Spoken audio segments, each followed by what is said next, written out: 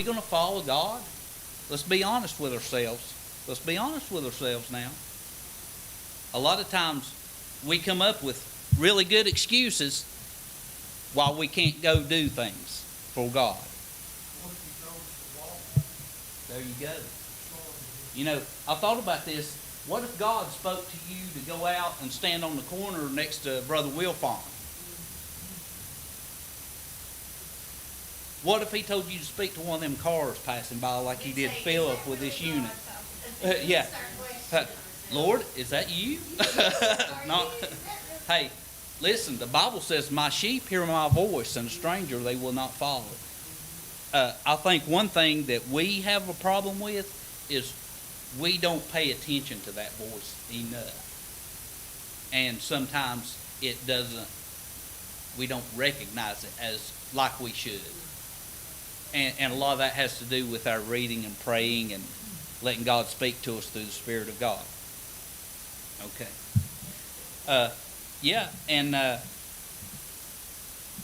You know, I will say this. If God speaks to you to go do something, He's definitely working on the other end. That's something we can't see. We get scared. You know, I think of Noah when God told him to go preach at Nineveh. And he was scared because Nineveh was a wicked city. It was one of the most wicked cities. But God was working on the other end when he actually went and did what God told him to do. It said the whole city, even the king, got saved. Or repented. And got down in sackcloth and ashes and repented of his sin. So, if God speaks to you to do something, I promise you He's working on the other end. And that's something that we don't see and we don't realize, and within our flesh it's hard to understand that. And two, we got the devil whispering in our ear saying, yeah, you don't need to do that. It's so much easier to go home, right? And sit in the air conditioner and, do the things that you do. It's so much easier. Sometimes it's not convenient. But God's still working. So he goes down, God speaks to Philip, and he goes down and he draws closer to this Ethiopian. As a matter of fact, he runs to catch up with his chariot. And that kind of caught me there because you don't see, you think about, here are these men and they're dressed in robes and stuff, and how hard is it to run in that? They don't run a lot. So that would be something odd to see. But he runs and he hears this Ethiopian, and he's reading out of the book of Isaiah. And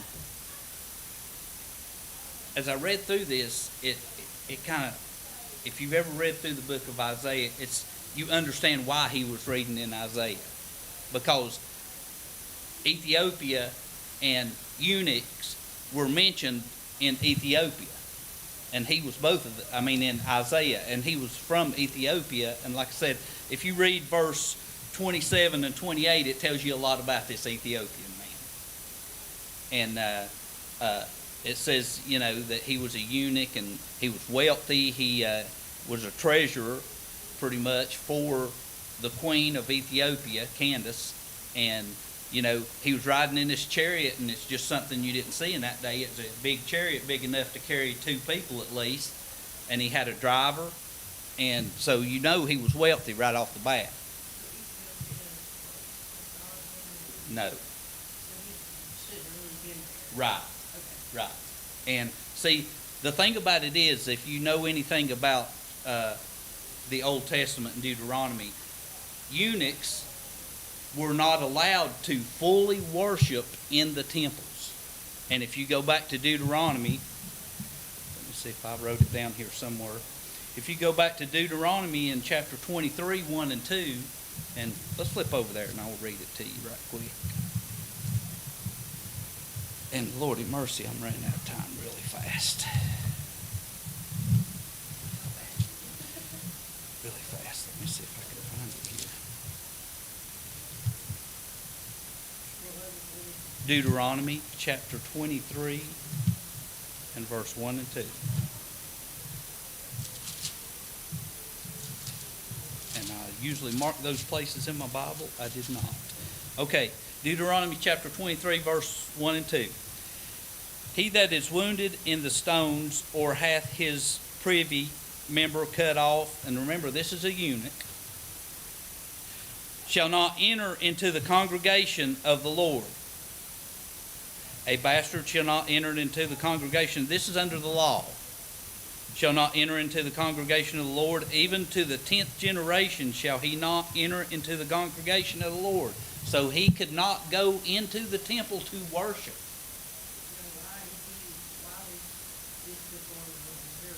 Okay, yes. Let's look and see what Jesus had to say about that. Let me see what we got here. Matthew chapter 19 and verse 11.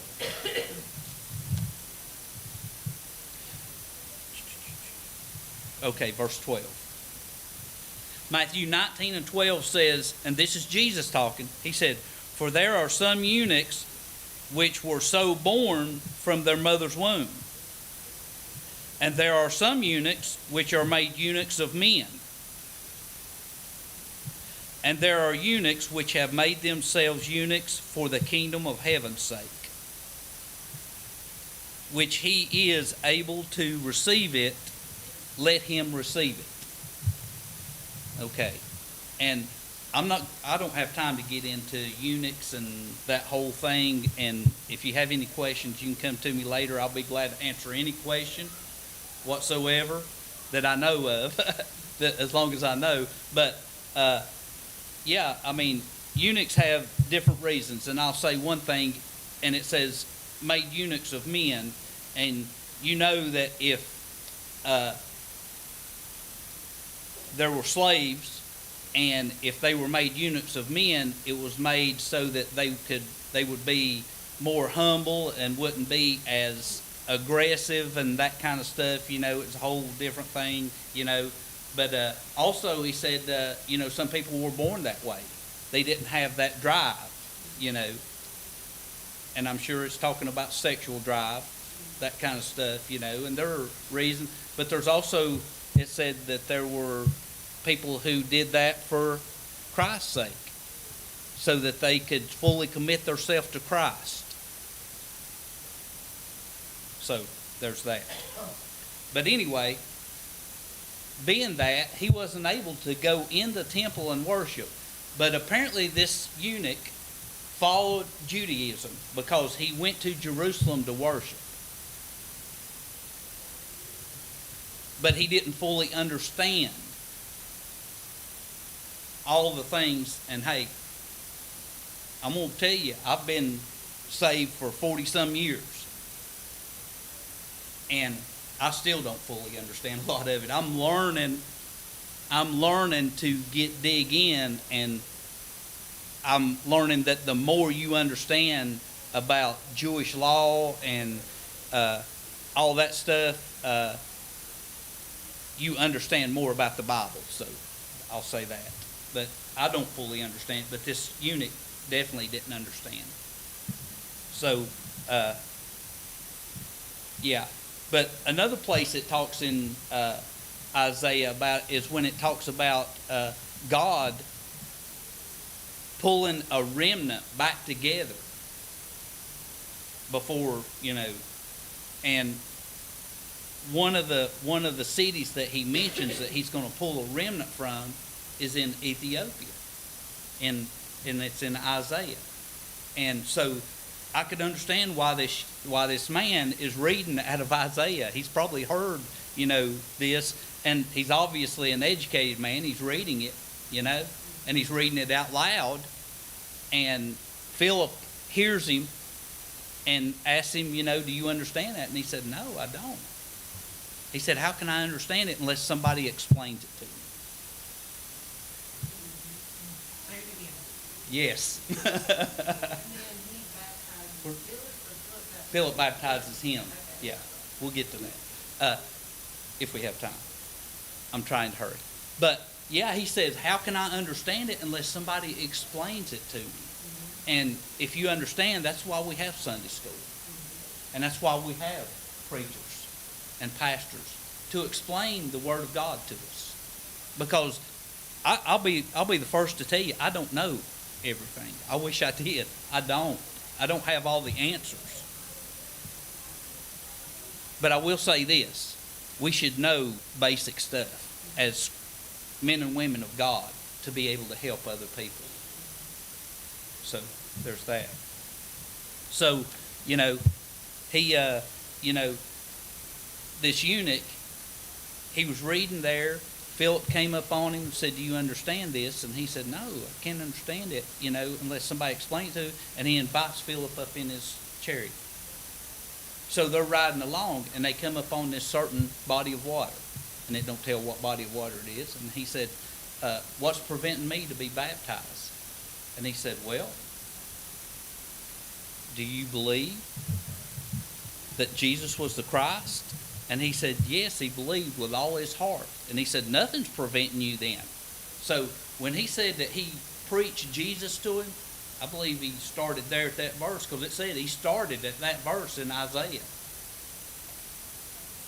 And the verse he was reading, it was in Isaiah 53, 6 through 8. And I hope you'll go read that. It talks about where he was broken and, about the crucifixion, basically. And I'm not going to have time to flip over there and read that, but I do want to tell you that. But Isaiah 53, verses 6 through 8, that's where he was reading at, the Ethiopian man. But he started at that verse and said that he preached Jesus to him.